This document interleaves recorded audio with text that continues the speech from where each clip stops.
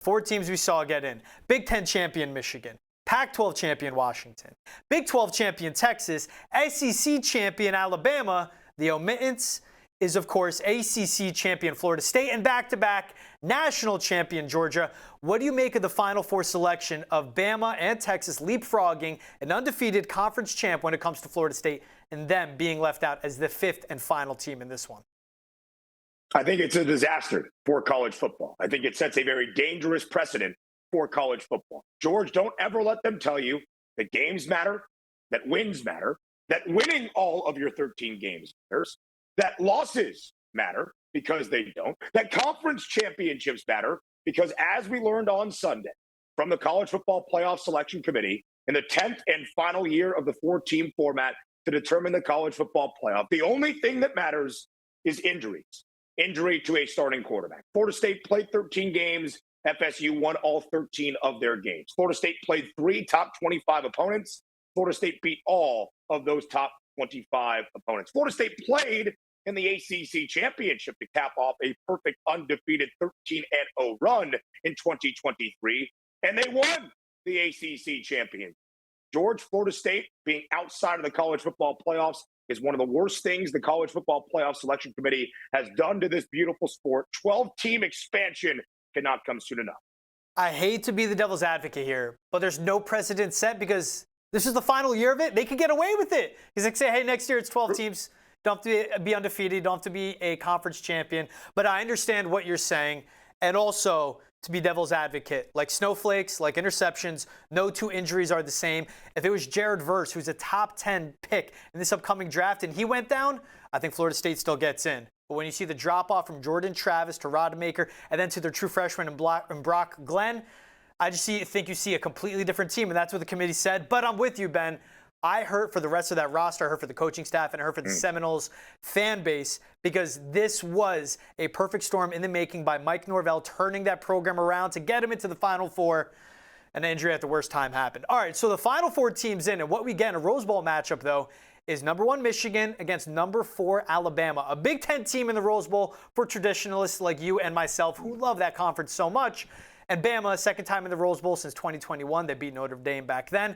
When you make a read on this matchup, we have a great defense in Michigan, one of the best, actually the best when it comes to the second half, against Jalen Milroe, who's figured it out with this Alabama team, and of course Nick Saban. Who do you see walking away with the win in this Rose Bowl matchup?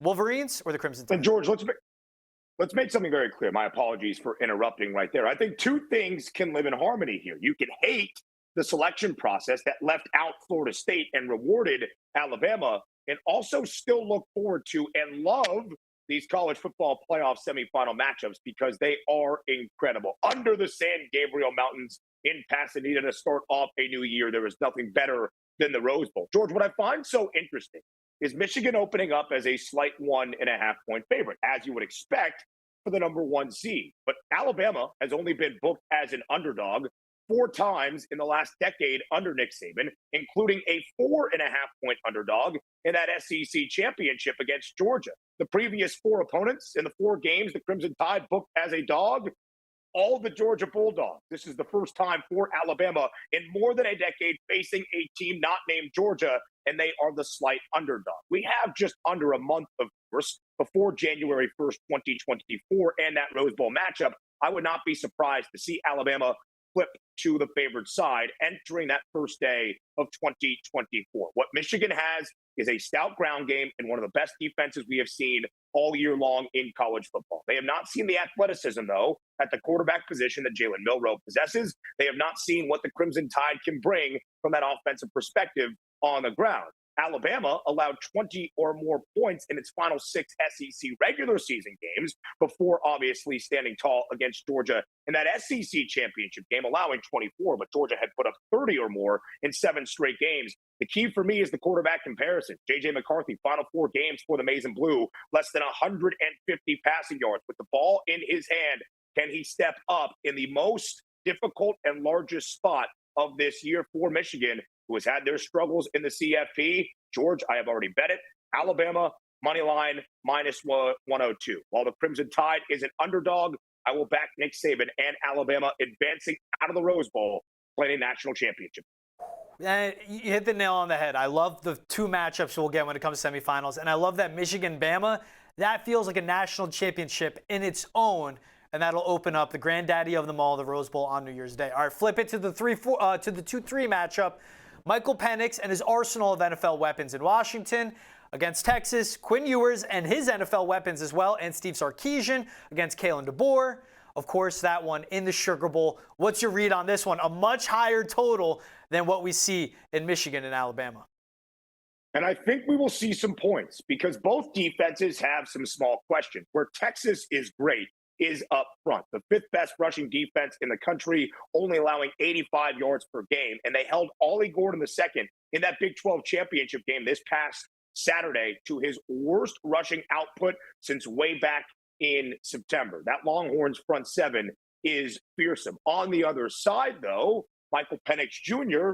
leads the way for Washington. George, I think there's an argument to be made that the lefty signal caller for the Huskies, had he put up better stats in the final 6 regular season games for UW, would have won the Heisman Trophy after knocking off Bo Nix and Oregon from Pac-12 title contention and keeping Nix out of the Heisman Trophy race. He threw for over 300 yards in both games against Oregon. I think he will find some success against that Texas secondary. And for Texas, of course, Quinn Ewers, a Big 12 championship game record with more than 450 passing yards against Oklahoma State. Where Washington has struggled this year is on the defensive side of the football. I think we see some points. I think we go over that total right now in the mid-60s. These two teams met last year in the Alamo Bowl. Washington won outright as an underdog, 27-20, under Kalen DeBoer, who became the head coach in Seattle at the start of the 2022 college football campaign. Washington has only been booked as an underdog 4 times. They have won outright in all 4. Overlooked by the odds, but living up to their team name, the Huskies are very good as underdogs. We will see some points, and if we do, I think Washington keeps it tight in the Sugar Bowl. As of this recording, Monday, December 4th, between myself and Ben Stevens, Washington 4-point underdogs, total at 64 and a hook. Of course, depends where you get your numbers at, of course. All right, Ben, I love the breakdowns. Let's end with it. There's going to be one college football game this Saturday before we get into bowl season. Army-Navy in Gillette Stadium in Foxborough, Massachusetts. Who do you got in that game? I got the under. And then I have America, of course. A big one for Army, by the way, trying to win the Commander-in-Chief's trophy after they upset Air Force, handing the Falcons at their time their first loss of the 2023 college football season. But, George, the total around 28, a historic number on a historic day up in the greater New England area. This will be the third FBS college football game in the history of the sport since these numbers began being tracked back in 1995 to feature an over-under that had less than 30 total points. The first two, the Iowa Hawkeyes were playing. They run an offense much like the triple option. In both of those two games that Iowa played in against Rutgers and in their regular season finale against Nebraska, those totals stay under. Who am I to buck the trend of history? When your grandkids one day ask you, Grandpapa, Grandmama, how did you bet the 2023 Army-Navy game that featured an over-under of 28 total points? You will tell them you were on the right side of history and you took the under. I learned it from Iowa Rutgers, 28.5. I took the under, and I never felt more alive in my life. Ben, I'm with you. America's going to win on Saturday. I'm back in the under as well. You can get it at 29, 28.5. I'm not afraid. 27, why not? Let's do something crazy to end off this college football season. Ben Scott Stevens of Sports Grid, my man, thank you so much for taking the time and breaking down the college football slate. Of course, George. Thanks for having me.